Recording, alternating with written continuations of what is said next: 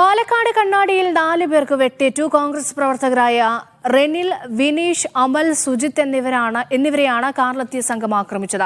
സാമ്പത്തിക ഇടപാടുകളുമായി ബന്ധപ്പെട്ട തർക്കമാണ് ആക്രമണത്തിന് പിന്നിലെന്ന് പോലീസ് പറഞ്ഞു. രാവിലെ 10:30 സംഭവം. മാരകായുധങ്ങളുമായി കാറിലെത്തിയ 5 അംഗ സംഘമാണ് 4 പേരെയും ആക്രമിച്ചത്. സംഭവത്തെക്കുറിച്ച് വെട്ടേറ്റ റെനിൽ പറയുന്നത് ഇങ്ങനെയാണ്. ഇവരുടെ സുഹൃത്തായ ഓട്ടോറിക്ഷ തൊഴിലാളി 5000 രൂപ പലിശയ്ക്കെടുത്തിരുന്നു. ഇതിന്റെ അടവ് മുടങ്ങിയതോടെ ബ്ലേഡ് മാഫിയ സംഘം ഇന്നലെ രാത്രി ഇയാളെ ഭീഷണിപ്പെടുത്താനെത്തി.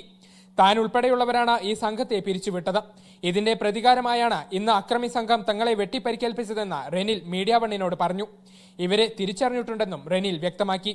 ഓഫീസിലിരിക്കുന്ന സമയത്ത് അപ്രതീക്ഷിതമായി ബൈക്കുകളിലുമായിട്ട് മാരകായുധങ്ങളുമായി വന്ന സംഘം ആക്രമിക്കുന്ന സ്ഥിതിയാണ് ഉണ്ടായത്. അറിയാവുന്ന ആളുകളാണ്. സംഘത്തിൽ 10ഓളം വരുന്നുണ്ടായിരുന്നു. വെട്ടേറ്റ റെനിലും വിനീഷും മുൻ ഗ്രാമപഞ്ചായത്ത് അംഗങ്ങളാണ്. ആരുടെയും പരിക്ക് സാരമുള്ളതല്ല. 4 പേരും പാലക്കാട്ടെ സ്വകാര്യ ആശുപത്രിയിൽ ചികിത്സയിലാണ്. ആക്രമി സംഘം റെനിലിന്റെ കാറും അടിച്ചു തകർത്തു. സംഭവത്തിൽ വധശ്രമത്തിന് കേസെടുത്ത് പോലീസ് അന്വേഷണം ആരംഭിച്ചു. മീഡിയ 1 പാലക്കാട്.